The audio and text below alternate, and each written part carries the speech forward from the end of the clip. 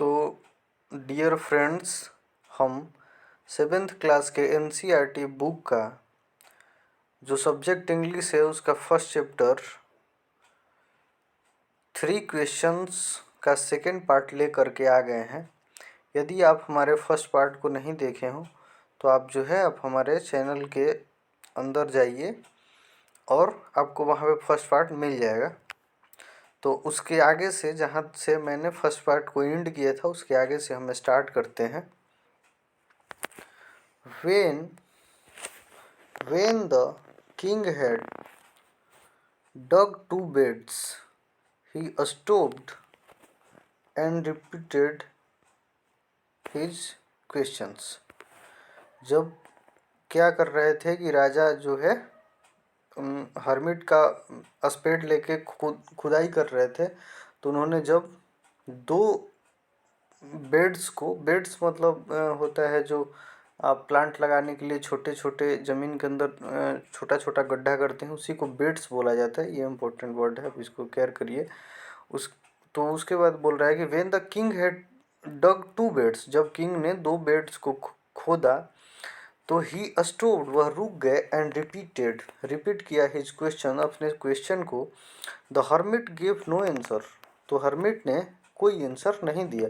But stood up, लेकिन वह खड़े रहे, और stretching out his hand for the spade and said, now you rest and let me work.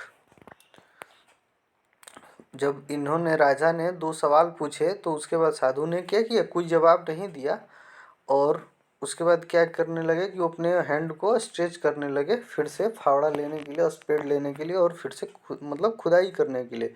तो राजा से उन्होंने क्या बोला, नाउ यू रेस्ट, अब या आप आराम करिए, एंड लेट मी वर्क, और आप मुझे काम करने दीजिए। But the king did not give, लेकिन राजा ने उन्हें स्पेड नहीं दिया, him the spade and continue to do और डिग, और उन्होंने खुदाई करना कंटिन्यू रखा। आगे है 1 hour passed then another, मतलब एक के बाद एक घंटे बीतते गए। The sun went down behind the tree, सूरज जो है धीरे धीरे डूबने लगा। And at last the king stuck the spade into the ground and shed, और लास्ट में क्या हुआ कि 1 घंटा ऐसे बीतने लगा तो राजा ने क्या किया कि स्पेड को फेंक दिया ग्राउंड में, और कहा, एंड सेड, एंड कहा, आई केम टू यू, मैं आपके पास आया था, वाइज मैन, बुद्धिमान व्यक्ति, for an answer to my questions, ये अपने क्वेश्चंस के आंसर के लिए। If you can give me, यदि आप मुझे दे सकते हैं कोई आंसर नहीं, यदि आप मुझे कोई आंसर नहीं दे सकते हैं, टेल मी, मुझे बताइए, so and I will return home, मैं वापस चला जाऊँगा। Here comes someone running, said the hermit, hermit ने आगे क्या कहा कि यहाँ कोई दौड़ता हुआ आ रहा है। आगे देखते हैं आगे क्या है। The king turn round and saw a bearded man running towards them, king ने पीछे मुड़ा और देखा कि एक बियर्डेड मैन, एक दाढ़ी वाला आदमी दौड़ता हुआ आ रहा है उन लोगों के पास।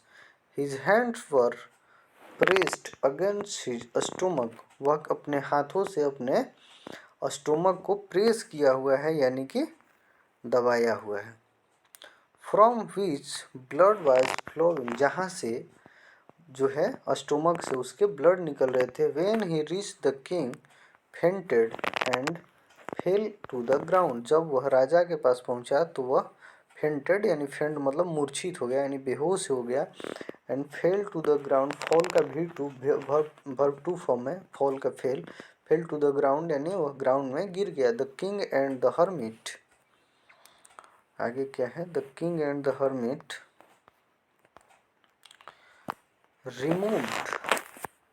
removed the man clothing and found a large wound in his stomach, जब उन्होंने क्या किया कि आदमी का जो ब्लड लगा हुआ जो क्लोथिंग था, जो कपड़ा था, उसको उतारा तो उन्होंने देखा कि एक बहुत बड़ा वाउंड यानी चोट है, इन हिज स्टोमक, उनके पेट में।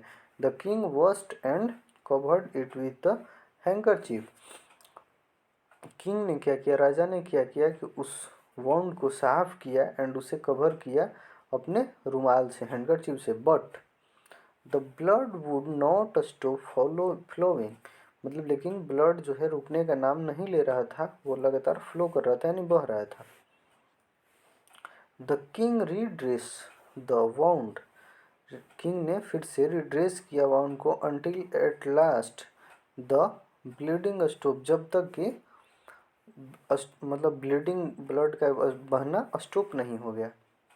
The man felt better and ask for something to drink, तब जब उसका ब्लीडिंग बिल्कुल स्टॉप हो गया तो मैन ने क्या कहा, जो बियर्डेड मैन था उन्होंने कहा कि हमें पीने के लिए कुछ चाहिए। The king brought fresh water, brought जो है ब्रिंग का भी टू फॉर्म है, जो मतलब कि द किंग ब्रॉट यानी राजा ने लाया fresh water and give to him, और उन्हें दे दिया, गेव हिम टू ड्रिंक, उन्होंने दे दिया।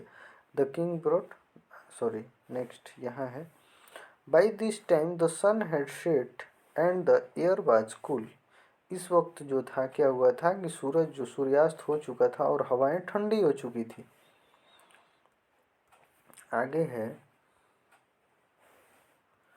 The king with the hermit self carried the wounded man into the हट, मतलब कि राजा ने हर्मिट के मदद से जो वाउंडेड मैन था, जो चोटिल मैन था, उसको कहाँ ले गए,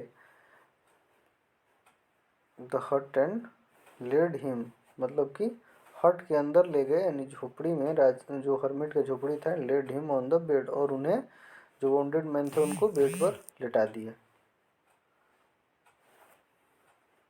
ठीक है। The man closed his eyes and ले क्वाइट, मैन ने अपना आँख बंद किया और वह बिल्कुल शांति से लेट गया। The king tired by his work and the work he had done, राजा भी जो थे वह काफ़ी अपने वॉकिंग की वजह से, जो टहल के आए थे, जो पैदल चल के आए थे, और जो स्पेड लेके उन्होंने डिगिंग का काम किया था, खुदाई का, उसके वजह से हैड डन, उन्होंने वह थक गए थे। एंड ले डाउन, वो भी लेट गए, ऑन द फ्लोर, नीचे ज़मीन पर, and slapped through the night, और वह पूरी रात सो गए। व्हेन ही अवोक, अवेक का भेटू फॉर्म है अवोक, जब वह जगे, it was several minute before he could remember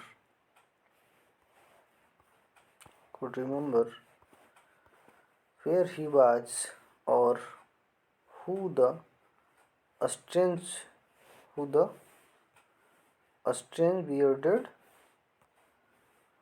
bearded man, मतलब कि जब तक वह ये सोचें कि वह कौन है बियर्डेड मैन और वह खुद राजा कहाँ है, तब से मतलब उसके कुछ मिनट पहले क्या हुआ कि forgive me said the bearded man, bearded man ने क्या कहा कि फॉरगिव मी, मुझे माफ़ कर दें।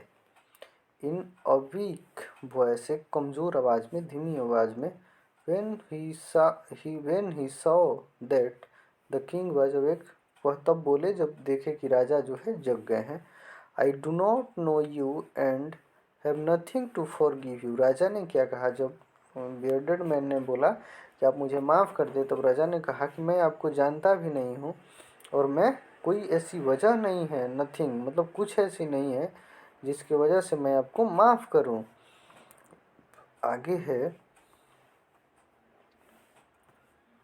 यू डू नॉट नो मी, आप मुझे नहीं जानते। ये कौन बोलता है, बियर्डेड मैन बोलता है। आई नो यू, मैं आपको जानता हूँ। I am that enemy of yours,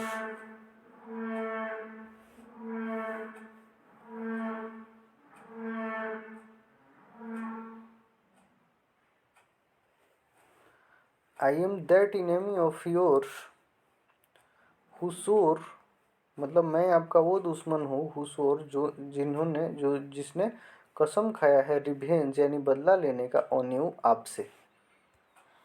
आगे है because you put my brother to death, क्योंकि आपने मेरे ब्रदर को मारा है, एंड सीज्ड माई प्रॉपर्टी, और हमारे प्रॉपर्टी को आपने सीज कर लिया है, यानी कि अपने हवाले ले लिया है।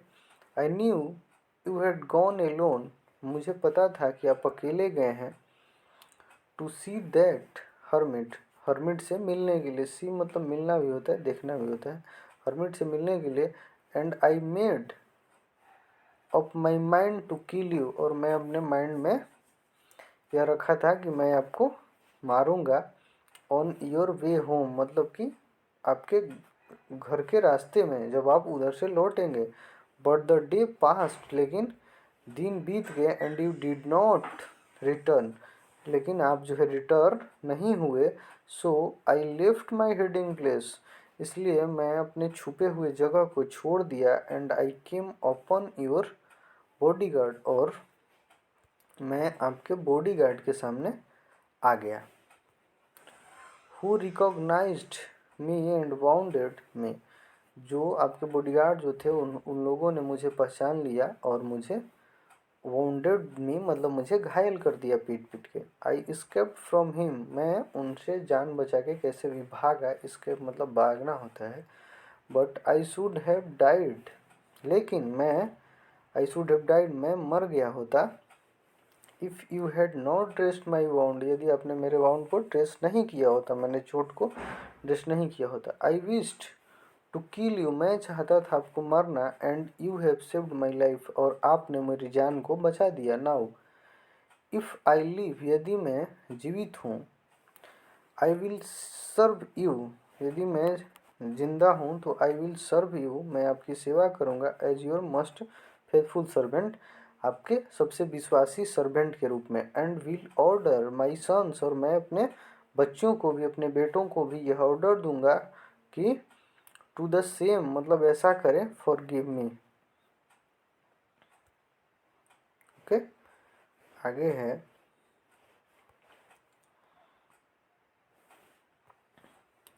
The the king was very happy, राजा काफ़ी खुश हुआ।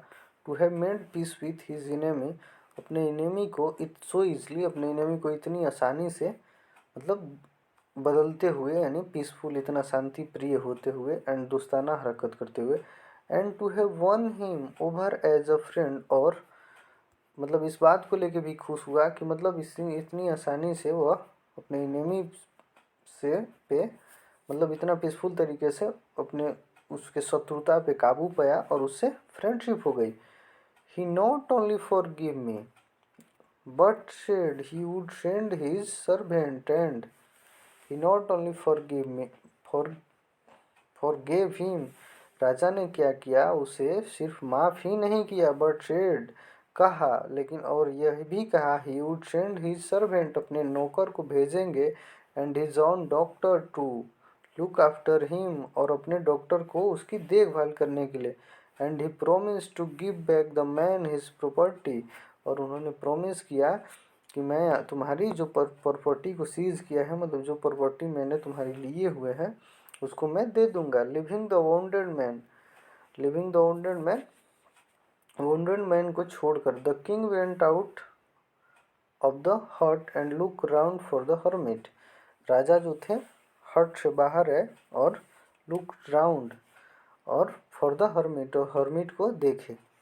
बिफोर गोइंग अवे, जाने से पहले, he wished once more to get answer to his questions, उन्होंने चाहा कि एक बार फिर से क्यों न अपने क्वेश्चन का जवाब मांग लिया जाए हर्मिट से। The hermit was on his knees sowing seeds in the beds that had been dug the day before, hermit उस टाइम क्या कर रहे थे कि जो बेड्स को खुदा गया था, डिग किया गया था, उसी में सीड्स को सो कर रहे थे। सोविंग यानी बुआई कर रहे थे, सो मतलब बोना होता है, सोइंग कर रहे थे।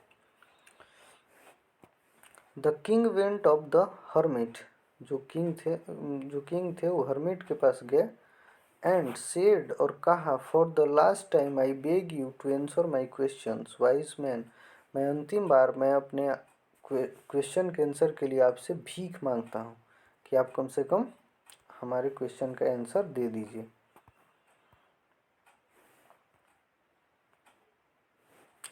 You have already been answered, मतलब आप ऑलरेडी क्वेश्चन को पा चुके हैं। Said the hermit still bending down to the ground and looked up at the king. वह अभी मतलब bending the down, hermit still bending down to the ground, वह ग्राउंड पे बैठा हुआ था। And looking up at the king he stood before him. How have I been answered, राजा ने क्या बोला कि मैं कैसे कैसे मुझे आंसर मिल गया। व्हाट डू यू मीन, आपका मतलब क्या है। डू यू नॉट सी, क्या आपने नहीं देखा। रिप्लाइड द हर्मिट, हर्मिट ने ऐसा बोला कि आपने नहीं देखा। If you had not pitied my weakness yesterday, यदि आपने दया नहीं दिखाई होती हमारे वीकनेस पे। And had not dug this beds, यदि आपने ये डग नहीं खोदा होता, इस बेड्स को नहीं खोदा होता। You would have gone away, तो आप चले गए होते। Then that then that man would have attacked you and you would have wished you had stayed with me। तब जो है यदि आप नहीं रुके होते तो वो जो था बियर्डेड मैन था वो आपको मार दिया होता। तब आप सोचते कि मुझे शायद रुक जाना चाहिए था। स्टेड विथ मी मतलब कि आपको तब लगता कि आपको जो है राजा के साथ रुक जाना चाहिए। So the most important time was, इसलिए सबसे इम्पोर्टेंट टाइम था। When you were digging the beds, आपके लिए सबसे इम्पोर्टेंट टाइम था जब आप बेड्स को डिग कर रहे थे, नहीं खोद रहे थे। And I was the most important man, और मैं आपका सबसे इम्पोर्टेंट आदमी था। And to do me good was your most important business, और मेरे लिए अच्छा करना आपका सबसे इम्पोर्टेंट बिजनेस, सबसे ज़रूरी काम था। After what when the man ran towards the most important time, और उसके बाद जब आदमी आपके पास जब दौड़ता हुआ आया तो सबसे सो इम्पोर्टेंट टाइम वही था। Was when you were caring for him, जब आपने उसके लिए किया।